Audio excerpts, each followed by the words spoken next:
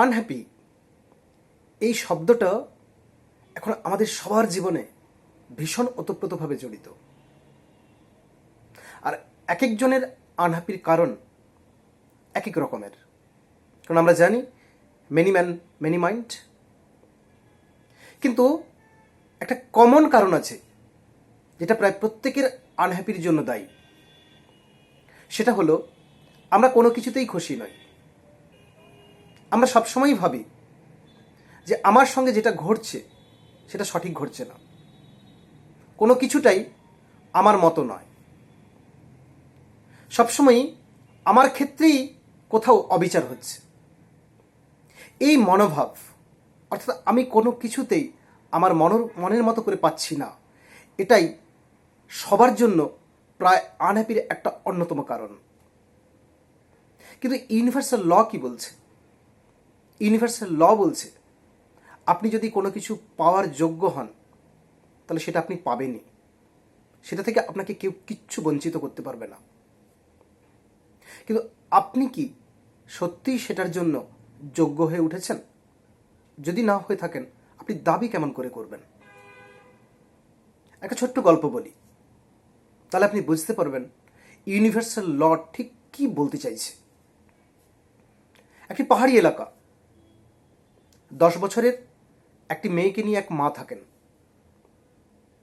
একদিন ছুটির দিন মেয়েটি মাকে ভীষণ বিরক্ত করেছে, আর মা রান্নাঘরে নানান কাজ করতে অসম্ভব ব্যস্ত।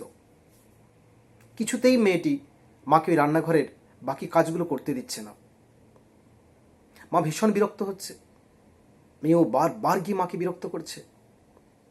অবশেষে মা ওই ছোট্ট মেয়েটির গালে সপাট এক চড় লাগায়। মেয়েটি তৎক্ষণাৎ ঘর থেকে বেরিয়ে যায়। বেরিয়ে গিয়ে পাহাড়ের একটি প্রান্তে গিয়ে চিৎকার করে বলতে থাকে, mummy I hate you, I hate you mummy. স্বভাবতই মেয়েটির বলা ওই শব্দটি পাহাড়ের আঘাত পেয়ে প্রতিধ্বনিত হয়ে আবার ফিরে আসে, I hate you, I hate you, I hate you. মেয়েটি ভীষণ ভয় পেয়ে যায়, সঙ্গে সঙ্গে ছুটে আসে, রান্নাঘরে গিয়ে মাকে জড়িয়ে ধরে। মা অবাক হয়ে যায়। সঙ্গে সঙ্গে মেয়েটি বলতে থাকে, মাম্মি জানো, আমার থেকেও আরও একটা দুষ্টু মেয়ে ওই পাহাড়ের ওই কোণে রয়েছে, যে আমাকে বলছে I hate you, I hate you. মা মেয়েটির কথা বুঝতে পারল। মেয়েটিকে কোলে তুলে জড়িয়ে ধরে মেয়েটিকে চুমু খেয়ে আদর করে বলল, তুমি আবার যাও ওই জায়গায়, ওখানে গিয়ে চিৎকার করে বলো, I love you, I love you, I love you. বলো তো ও তোমায় কি বলে? মেয়েটি মায়ের কথা মতো আবার বাইরে গেল, কি ঠিক একই জায়গায় দাঁড়িয়ে আবার চিৎকার করে বলল, I love you mummy, I love you, I love you. উল্টো দিক থেকে প্রতিধ্বনিত হলো, I love you, I love you, I love you.